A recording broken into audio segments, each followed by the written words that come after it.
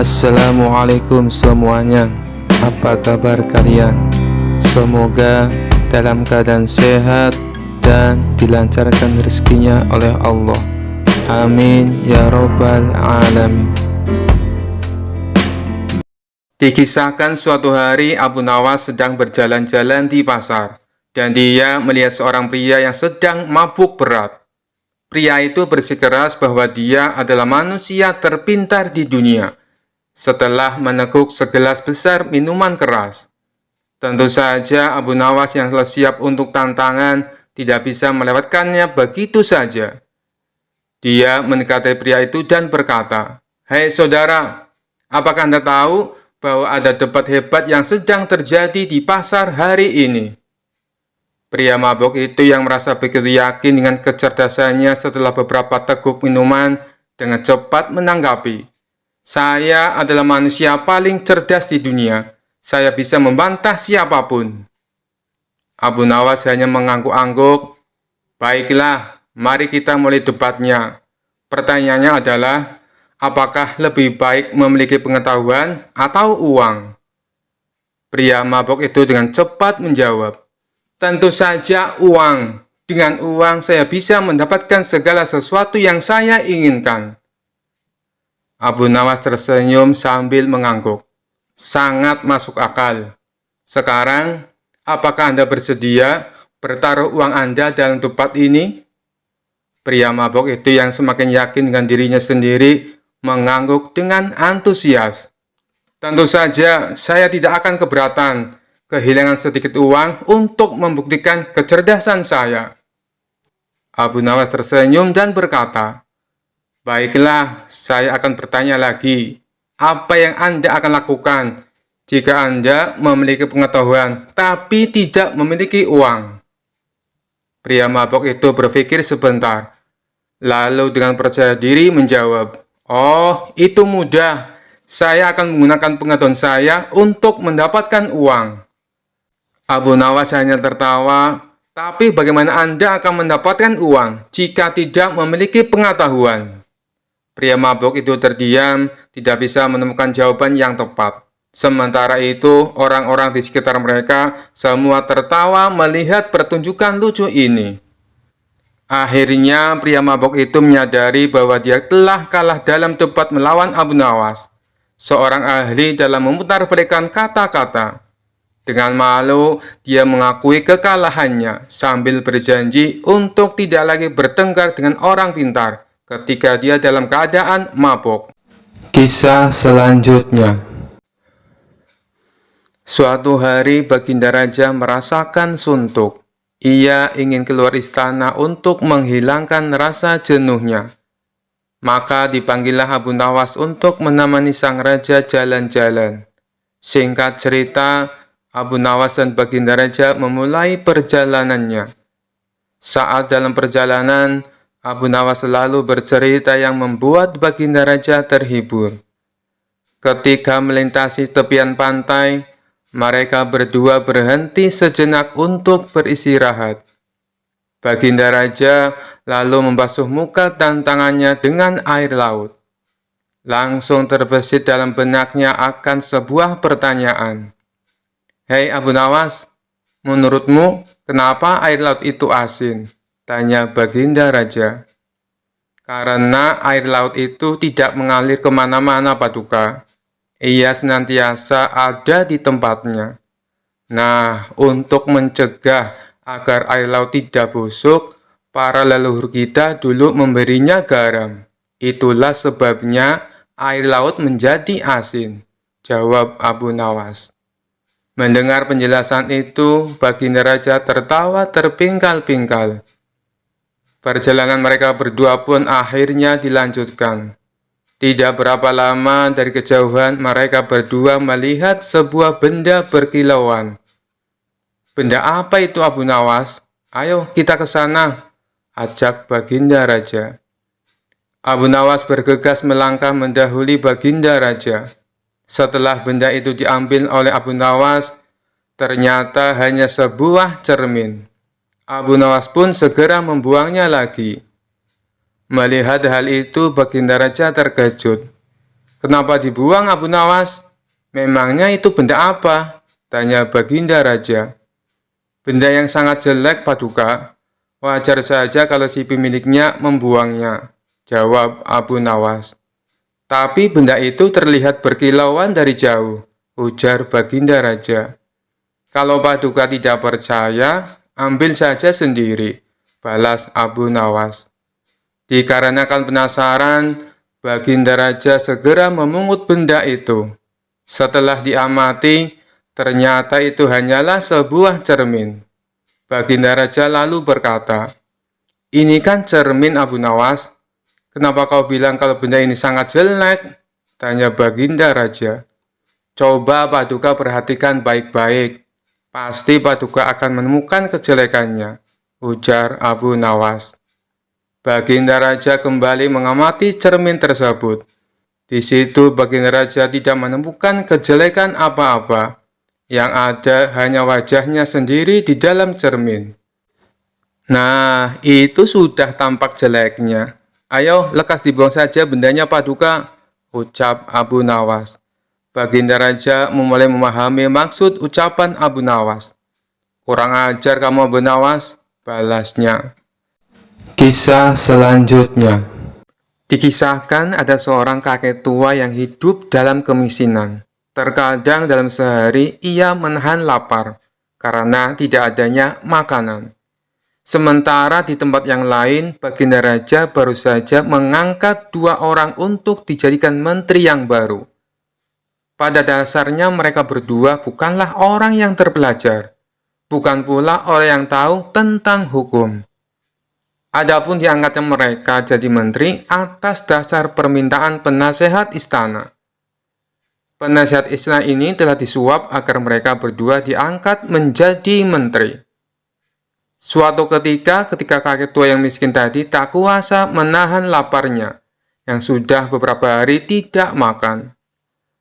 Maka pergilah ia ke warung untuk sekedar minta makanan. Setibanya di sana, ternyata si pemilik warung tidak ada di tempatnya. Karena sudah sangat kelaparan, ia mengambil salah satu roti dan memakannya di tempat itu juga. Begitu si pemilik warung datang, kakek tersebut langsung ditangkap dan dilaporkan kepada Baginda Raja atas dakwaan kasus pencurian. Baginda Raja pun bingung harus bagaimana memutuskan kasus ini. Kalau sampai di penjara, kakek itu sudah terlalu tua. Tapi kalau dibebaskan, dia telah melakukan tindak kejahatan. Kemudian kedua menteri yang baru diangkat dimintai pendapatnya. "Bagaimana menurut kalian?" tanya Baginda Raja. Menteri pertama menjawab, "Walaupun dia kakek yang sudah tua, dia harus tetap dihukum. Paduka harus tegas, dan menurutku, hukuman yang pantas adalah panggang dia hidup-hidup. Sebagai contoh kepada masyarakat supaya jangan ada lagi yang berani mencuri." Baginda Raja agak kurang sependapat. Ia pun kemudian bertanya kepada menteri yang kedua, "Kalau menurutmu, hukuman apa yang pantas untuk kakek tua itu?" Menteri kedua menjawab, "Dicincang-cincang saja tubuhnya, biar jadi pelajaran. Dan kasus pencurian pasti tidak akan terulang." Usulan menteri kedua ini juga membuat Baginda Raja kurang sependapat. Tak berselang lama, datanglah Abu Nawas ke istana. "Kebetulan sekali kau datang, Abu Nawas. Aku ingin dengar pendapatmu tentang kasus yang aku hadapi ini," kata Baginda Raja. Kemudian Baginda Raja memberitahu tentang kasus yang dihadapi kakek tua itu. Baginda Raja juga memberitahu tentang pendapat kedua menterinya yang baru. Sontak saja Abu Nawas geram mendengarnya. Ia pun menatap tajam ke arah 2 menteri tersebut. "Ketahuilah Paduka, kedua menteri ini bukanlah orang yang terpelajar. Mereka juga tidak tahu soal hukum. Menteri pertama pasti dulunya penjual roti. Yang dia tahu cuma panggang-memanggang, makanya ia menyarankan hukuman panggang. Sedangkan menteri yang kedua pasti dulunya penjual daging. Yang dia tahu cuma cincang-mencincang, makanya ia menyarankan hukuman cincang," jelas Abu Nawas. Lalu, menurutmu hukuman apa yang pantas untuk kakek tua itu? Tanya Baginda Raja. Cukupi kebutuhan hidupnya. Keadaan miskinnya lah yang memaksanya melakukan tindakan ini. Paduka juga harus bertanggung jawab karena ada rakyatnya yang sampai tidak makan berhari-hari, jawab Abu Nawas. Baginda Raja pun tersentak dan menyadari atas kesalahannya. Berkat usulan Abu Nawas, kakek tua itu dibebaskan dan dijamin kebutuhan hidupnya. Sementara kedua menteri yang baru tersebut saat itu juga dipecat dari jabatannya. Kisah selanjutnya. Abu Nawas dalam cerita lucu ini ditantang 3 orang sombong. Mereka pintar, tapi suka menantang siapa saja yang ditemui. Kali ini ketiganya coba menguji kepintaran Abu Nawas. Bermula 3 orang sombong ini memasuki kampung Abu Nawas. Kemudian penduduk setempat berusaha menghalangi 3 orang tersebut. Tapi tidak tahu harus bagaimana. Akhirnya penduduk setempat melaporkannya kepada Abu Nawas karena bisa menandinginya. Lalu Abu Nawas setuju. Dengan senang hati ia akan mengadu kepintaran dengan 3 orang yang dikenal cerdik tersebut. Saat itu mereka adu kepintaran di sebuah lapangan, sehingga masyarakat bisa menontonnya. Satu dari 3 orang cerdik tersebut bertanya kepada Abu Nawas, "Di mana sebenarnya pusat bumi ini, wahai Abu Nawas yang bodoh?" Disebut bodoh, Abu Nawas ternyata tidak marah, justru membalasnya dengan senyum. Lalu ia menjawabnya dengan nada santai, "Tentu itu mudah, pusat bumi ada di bawah kakiku." Namun ketiga orang sombong ini tidak terima dengan jawaban dari Abu Nawas. Mereka bertanya kembali bagaimana Abu Nawas bisa tahu. "Kalau kalian tidak percaya, ukur saja sendiri," ujar Abu Nawas. Orang pertama yang bertanya kepada Abu Nawas hanya terdiam setelah mendengar jawabannya. Selanjutnya orang kedua bertanya, "Berapakah jumlah bintang yang ada di langit?" tanyanya. Ternyata pertanyaan itu hampir sama dengan yang pertama. Dan sudah dipastikan Abu Nawas bisa menjawabnya dengan mudah. Abu Nawas menjawab, "Jumlah bintang-bintang yang ada di langit sama dengan jumlah bulu keledaiku ini. Kalau tidak percaya, silakan Anda hitung bulu keledaiku ini. Pasti Anda akan tahu kebenarannya."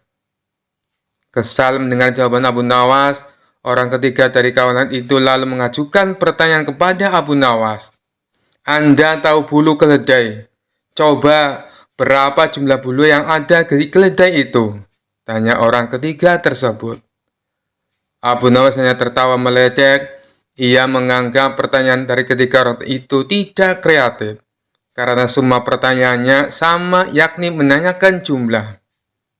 Jumlah bulu ekor keledai ini sama dengan jumlah rambut yang ada di jenggot Anda. Kalau tidak percaya, silakan cabut satu persatu, ucap Abu Nawas. Sadar jika bulu jenggot dicabut satu persatu akan sakit, maka orang ketiga itu langsung terdiam dengan jawaban dari Abu Nawas.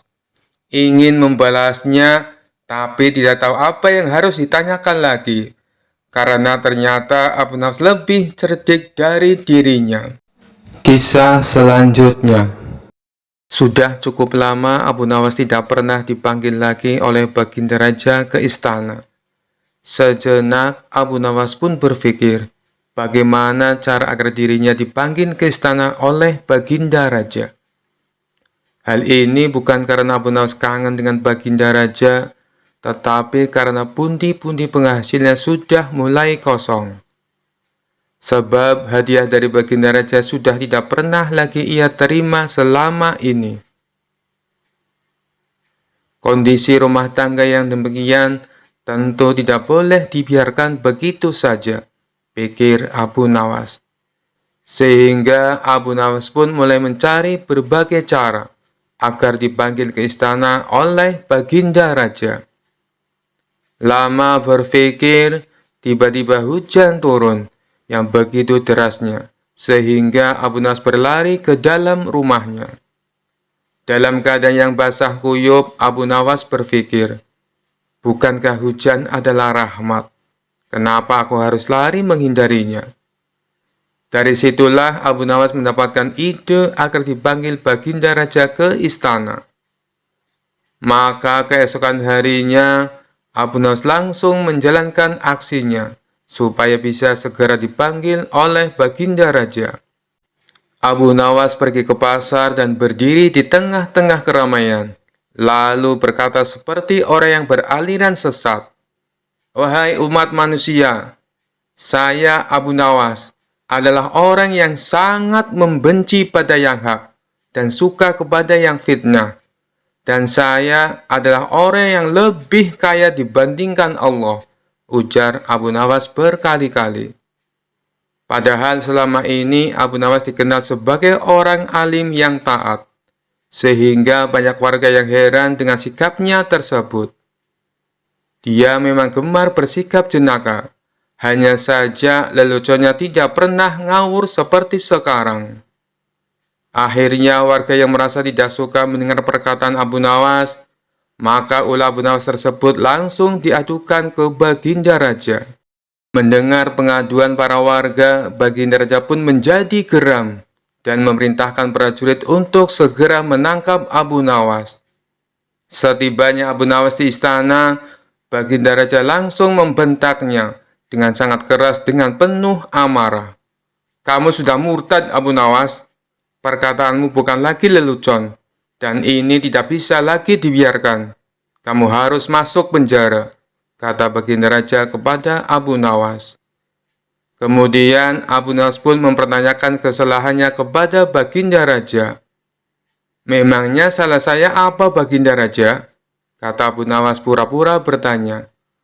"Bukankah tadi di pasar kamu mengatakan bahwa kamu tidak suka dengan yang hak atau kebenaran, malah kamu menyukai yang fitnah? Belum lagi kamu mengatakan kamu mengaku lebih kaya dari Allah. Kamu bilang begitu kan?" kata Baginda Raja sambil marah. Abu Nawas pun tidak banyak bicara. Dia langsung mengakui perbuatannya tersebut. Kemudian Baginda Raja bertanya kembali, "Mengapa engkau berkata begitu? Sudah kafirkah engkau?" tanya Baginda Raja lagi. Tapi dengan entengnya Abu Nawas menjawab pertanyaan dari Baginda Raja. Saya kira Baginda Raja juga seperti saya. Baginda pasti membenci perkara yang hak," kata Abu Nawas. Kemudian sang raja pun menjadi tambah marah dan mengatakan Abu Nawas sangat kurang ajar. Selanjutnya, Abu Nawas menjelaskan maksud dari perkataannya tersebut. "Jangan marah dulu, wahai Paduka yang mulia. Dengarkan dulu keterangan saya," kata Abu Nawas. "Keterangan apa lagi yang ingin kau jelaskan? Sebagai seorang muslim, aku membela dan bukan membenci perkara yang hak. Kamu harus tahu itu," ujar Baginda Raja. Kemudian Abu Nawas mulai berkata sambil menjelaskan maksudnya kepada Baginda Raja. "Begini Paduka yang mulia, setiap ada orang yang membacakan talqin, saya selalu mendengar bahwa mati itu hak dan neraka itu hak. Nah, siapakah orangnya yang tidak membenci mati dan neraka yang hak itu? Tidakkah Baginda juga membencinya seperti aku?" kata Abu Nawas. Akhirnya Baginda Raja pun langsung terdiam ketika mendengar penjelasan itu dari Abu Nawas sembari berkata seperti ini. "Tapi bagaimana dengan pernyataanmu yang menyukai fitnah?" tanya Baginda lagi ingin tahu. Kemudian Abu Nawas pun kembali menjawab dengan jawaban yang membuat Baginda Raja terkejut. "Bukan hanya saya saja Baginda, tapi Baginda pasti juga menyukai fitnah," kata Abu Nawas. "Baginda barangkali lupa bahwa di dalam Al-Quran disebutkan, harta benda dan anak-anak kita adalah fitnah. Padahal Baginda juga menyenangi harta dan anak-anak, seperti halnya saya. Benar begitu Paduka yang mulia?" lanjut Abu Nawas. Baginda Raja pun hanya membenarkan perkataan Abu Nawas dan mengangguk-anggukkan kepalanya lagi. Kemudian Baginda Raja bertanya kembali kepada Abu Nawas. Lalu bagaimana dengan pernyataanmu yang mengaku lebih kaya daripada Allah? Apakah kamu sudah sinting? Kamu tahu kan, kalau Allah itu maha kaya dan maha segala-galanya, kata Baginda Raja kepada Abu Nawas. Kemudian Abu Nawas pun kembali menjawab pertanyaan yang dilontarkan Baginda Raja. Anak adalah kekayaan. Baginda pasti tahu itu. Sedangkan Allah tidak mempunyai anak. Saya mempunyai anak, berarti saya lebih kaya daripada Allah. Karena Allah tidak beranak dan tidak diperanakan. Kata Abu Nawas menjelaskan kepada Baginda Raja. Baginda lagi-lagi hanya bisa terdiam. Sebab semua yang dikatakan oleh Abu Nawas memang benar adanya. Kamu memang benar Abu Nawas. Tapi apa maksudmu berkata seperti itu di tengah pasar, hingga membuat keonaran? Tanya Baginda Raja kepada Abu Nawas. Kemudian Abu Nawas pun menjawab tujuan dari perbuatannya tersebut di pasar. Tujuan saya adalah supaya ditangkap dan dihadapkan kepada yang mulia. Karena hanya inilah satu-satunya cara agar hamba bisa bertemu yang mulia. Ujar Abu Nawas. Kemudian Baginda pun bertanya kepada Abu Nawas tentang tujuannya yang ingin menemui dirinya. Dan Abu Nawas pun menjawab dengan santainya. Agar mendapat hadiah, kata Abu Nawas cengengesan. Suasana yang tadinya tegang kemudian menjadi penuh gelak tawa. Dan Baginda Raja pun berkata seperti ini. Abu Nawas, ada-ada saja kamu, kata Baginda Raja. Baginda Raja pun akhirnya sadar bahwa selama ini ia jarang mengundang Abu Nawas ke istana. Kemudian Baginda Raja pun memberikan Abu Nawas beberapa keping emas sambil berkata seperti ini. Kalau kamu butuh apa-apa, langsung saja datang ke sini. Bilang padaku apa yang kamu butuhkan. Tidak perlu pakai cara-cara seperti ini lagi, kata Baginda Raja. Kemudian Abu Nawas meminta maaf kepada Baginda Raja, lalu pulang ke rumahnya sambil membawa hadiah dari Baginda Raja. Kisah selanjutnya. Suatu hari ada seorang pencuri yang sangat lihai di kota tersebut, sehingga sering membuat cemas dan gusar penduduknya. Berbagai cara telah ditempuh untuk dapat menangkapnya, namun hasilnya selalu nihil. Tak ada hasil sama sekali. Sang pencuri tetap saja tidak dapat ditemukan. Tentu saja hal ini semakin membuat khawatir penduduk di sana. Sampai suatu ketika ada salah satu saudagar kaya yang mengadakan sayembara untuk menangkap pencuri tersebut. Sebelumnya, saudagar tersebut telah kehilangan hartanya akibat dicuri. Saudagar itu berjanji akan memberikan seluruh harta yang telah dicuri darinya bagi siapa saja yang berhasil menemukan pencurinya. Sebab saudagar itu merasa penasaran sebenarnya siapa pencuri yang begitu lihai mencuri di kota tersebut. Begitu sayembara ini diumumkan, tentu saja sangat banyak penduduk yang ikut berpartisipasi. Bagaimana tidak, hadiah yang ditawarkan begitu menarik perhatian mereka. Namun, apa yang terjadi? Tetap saja tidak ada yang mampu menangkap pencuri itu. Sampai akhirnya, sang hakim memutuskan untuk meminta bantuan kepada Abu Nawas, yang dikenal memiliki kecerdikan dan kesaktian yang luar biasa. Mendengar berita tersebut, tentu saja membuat si pencuri menjadi takut dan khawatir. Dia sempat berpikir untuk kabur melarikan diri ke kota lain. Namun, dia abaikan pikiran kabur itu. Sebab melarikan diri hanya akan membuat penyamarannya terbongkar dan membuat sulit untuk mencuri kota itu lagi. Tak lama sepulangnya Abu Nawas dari sebuah perjalanan, dia memutuskan untuk mengumpulkan seluruh penduduk kota di sebuah lapangan kota yang cukup besar. Kemudian dia berkata dengan lantang, "Wahai para penduduk kota, kali ini aku akan memberikan kalian masing-masing sebuah tongkat sakti yang telah aku beri mantra. Tongkat ini harus kalian kembalikan kepadaku besok pagi di pengadilan kota. Ketahuilah bahwa tongkat ini akan bertambah panjang 1 jari kelingking ketika dipegang oleh pencuri. Dan bagi yang tongkatnya berubah bertambah panjang 1 kelingking, maka dia akan mengalami kejadian seperti itu. Abu Nawas kemudian mengangkat tongkatnya dan mengarahkannya ke sebuah pohon kelapa besar di belakangnya. Duar! Tiba-tiba pohon kelapa itu meledak dan buah kelapa jatuh berguguran. Penduduk kota yang hadir pun merasa takjub dengan apa yang telah mereka saksikan. Mereka mengira telah melihat kejadian luar biasa yang dilakukan oleh Abu Nawas. Tanpa mereka sadari bahwa pohon kelapa itu sebenarnya telah ditaburi bubuk misiu peledak oleh istri Abu Nawas. Dan ketika mendapat isyarat dari Abu Nawas, secara diam-diam istri Abu Nawas menyalakan api ke arah sumbu misiu untuk meledakannya. Hal ini tentu saja membuat hati pencuri menjadi semakin takut dan panik. Dia terus saja mencurahkan pikirannya agar bisa lolos dari pengujian besok hari. Sampai akhirnya, sebelum tidur, dia menemukan cara yang jitu. Dia berpikir bagaimana caranya agar tongkat itu tidak bertambah panjang ketika dia pegang besok hari. Dia memutuskan untuk memotong tongkatnya sepanjang 1 jari kelingking, agar ketika esok hari tongkat tersebut bertambah panjang, akan tetap sama ukurannya dengan tongkat yang lain. Dengan demikian, si pencuri dapat bernafas dengan lega, sebab dia berpikir telah menemukan cara tepat untuk mengelabui Abu Nawas. Pada pagi harinya, satu persatu penduduk menyerahkan tongkat mereka untuk diperiksa panjangnya oleh Abu Nawas.